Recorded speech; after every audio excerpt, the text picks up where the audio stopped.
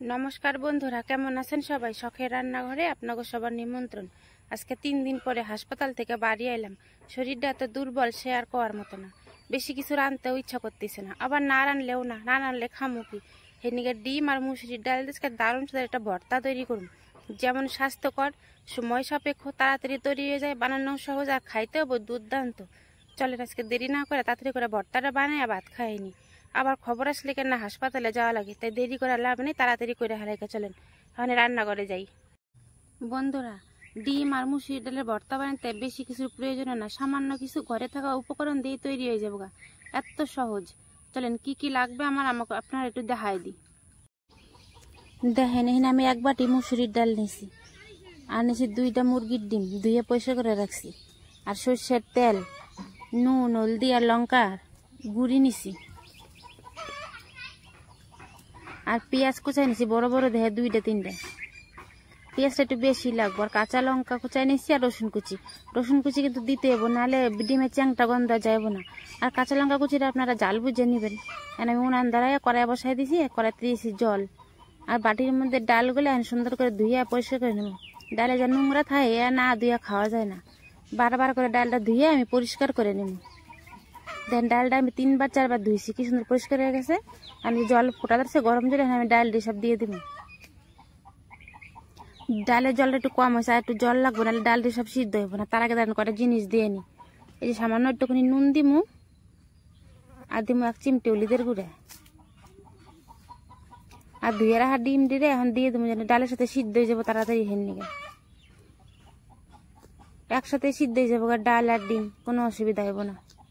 এখন 2টা কাঁচা লঙ্কা দিয়ে একটুখানি জল দিয়ে চলে আমি ঢাকা দিয়ে দিই।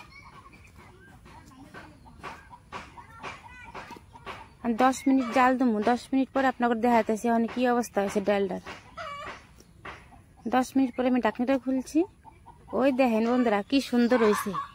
দেখছেন, ডালে একটু জল নাই তো ডালও সিদ্ধ হয়ে গেছে আর ডিমও সিদ্ধ হয়ে গেছে। এখন চলেন আগে ডিম ডাল নামাইনি। দেখছেন কি সুন্দর সিদ্ধ হয়েছে ডিমটি।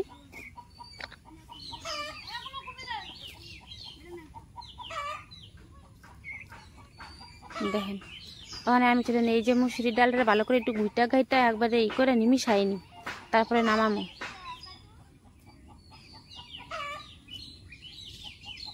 দেখেন কি সুন্দর নাড়া দিছি, পরে মিশে গেছে। ডালটা কি ভালো, ডালটাও ভালো ছিল, সিদ্ধ হয়েছে ভালো, হিন্দিকে তাড়াতাড়ি মিশে গেছে। চলেন ডালটা নামাইনি কড়াইয়ের থেকে। ডালটা নামাইয়া কড়াইটা পরিষ্কার করে নেবো, আর ডিমগুলো সিদ্ধ ডিমগুলো আর কি ছুলে নেবো। 1 ফোঁটা হলুদ দিয়েছি, দেখ কি সুন্দর রংটা হয়েছে। দেখেন ডিমটা আমার ছোলা হয়ে গেছে, আর আমি ডিমটারে সুন্দর করে মিশাই নেবো, আর কি বাইঙা মিশাই নেবো। ডিম কিন্তু ভালো করে বাইঙা গুঁড়ি করতে হবে। আপনারা চাইলে ওই যে আদা ঘষনি মেশিন আছে না, হে দিয়েও ঘষে মিশাইতে পারেন। যে আমার খুশি, আমি আদা ঘষনি দিয়ে ঘষি নেই, আমি হাত দিয়ে ঘষে সুন্দর করে দেখেন সুন্দর করে আমি বাইঙা নিছি ডিমগুলারে। চলেন কড়াইটা আবার চাপাই দিই উপরে। কড়াই চাপাই দিছি, কড়াই ধরুন গরম হয়ে গেছে, দিয়ে দিচ্ছি সর্ষের তেল। আমি তেলের মধ্যে দিয়ে দেবো আমি ওই যে কুচাই রাখা কাঁচা লঙ্কা আর রসুন কুচি। দেন কাঁচা লঙ্কা রসুন আমার সুন্দর ভাজা হয়ে গেছে, আমি দিয়ে দেবো পেঁয়াজ। রসুনটা অবশ্যই ভালো করে ভাজতে হবো, নাহলে কিন্তু রসুনের কাঁচা গন্ধ করলে আর সেটা খাইতে ভালো লাগবে না। আর রসুনটা দিতে হবো, না দিলেও কিন্তু খাওয়া যাবে না, ডিমের আবার চ্যাংটা গন্ধ করবো। আর রসুনটা একটু ভাজা ভাজা করে পেঁয়াজটি দিছি, পেঁয়াজটি এখন লাল লাল করে একটু ভাজা নিয়ে তারপরে এখানে দিয়ে দেবো ওই যে নুন, লঙ্কার গুঁড়ি আর হলদির গুঁড়ি। আর এগুলো দিয়ে আবারও পেঁয়াজটা ভালো করে নাইড়া চেড়ে সুন্দর করে ভাজে নেবো।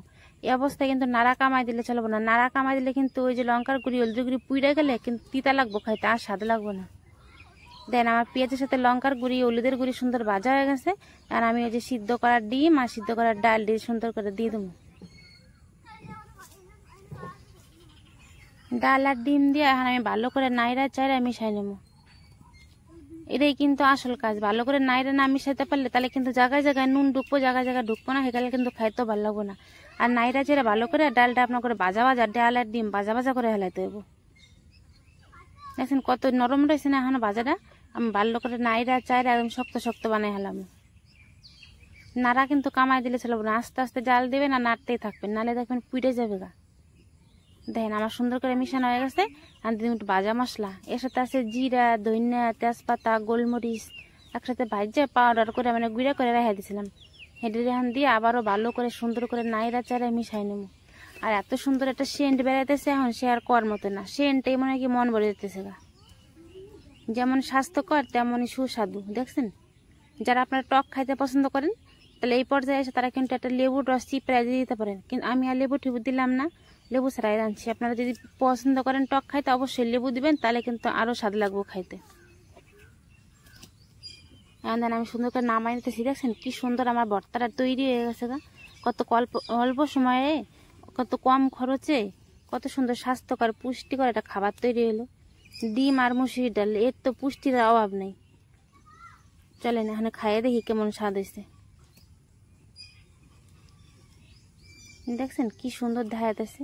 গরম গরম কয়টা ভাত, উপর থেকে একটু ঘি ছড়াই দিয়ে, আর এই যে মুসুরির ডাল আর ডিমের ভর্তা, ও খাওয়াটা একেবারে জমে যাবে গা। মানুষের তো মানে খাসির মাংস, মুরগির মাংস, হাঁসের মাংস যাই এখন হে রে সরাই এ দিয়ে ভাত খাওয়া হয়ে যাবো। এত সুন্দর একটা সেন্ট বেরোতেছে, আর স্বাদে হয়েছে অতুলনীয়। এত সুন্দর স্বাদ হয়েছে সে আর কর মতো না। ভাত দিয়ে কি খামো, আমি তো শুধাই খাই হালাইতেছি। আপনারা একবার এলো বাড়িতে ট্রাই করবেন। আর যদি আমার রেসিপিটা আপনাকে ভালো লাগে অবশ্যই লাইক, কমেন্ট, শেয়ার আর সাবস্ক্রাইব করে দিবেন। আর ফেসবুকে দেখলে ফলো করে দিবেন। আজকে তাহলে এখানেই শেষ করি।